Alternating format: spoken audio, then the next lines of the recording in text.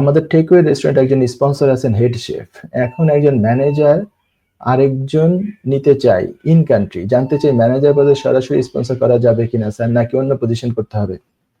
ভাই 22 জুলাইয়ের পরে ওই রেস্টুরেন্ট ম্যানেজার, ইভেন রেস্টুরেন্টে যেইগুলা জব ছিল যে সরাসরি রেস্টুরেন্ট টেকওয়েতে করা যেত, সেই জবগুলা অ্যাকচুয়ালি এখন আর এলিজিবল জব কোডের মধ্যে আর নাই।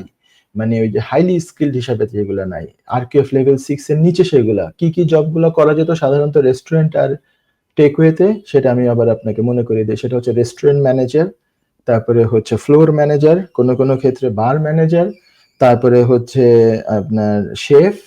শেফের মধ্যে 2-3 ধরনের শেফ অনেক সময় হয়, হেড শেফ, পেস্ট্রি শেফ বা শুধু শেফ। তারপরে হচ্ছে কিচেন ম্যানেজার।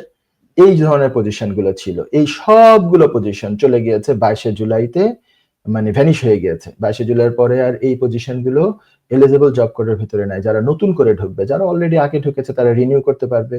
তারা আগে ঢুকে আছে তারা সুইচও করতে পারবে, মানে এমপ্লয়ারও চেঞ্জ করতে পারবে, এরকম পারবে। কিন্তু একেবারে ব্র্যান্ড নিউ কাউকে আপনি নিবেন, সেটা আপনি কিন্তু আর এখন পারবেন না। ঠিক আছে? আশা করি আপনি প্রশ্ন উত্তর পেয়েছেন।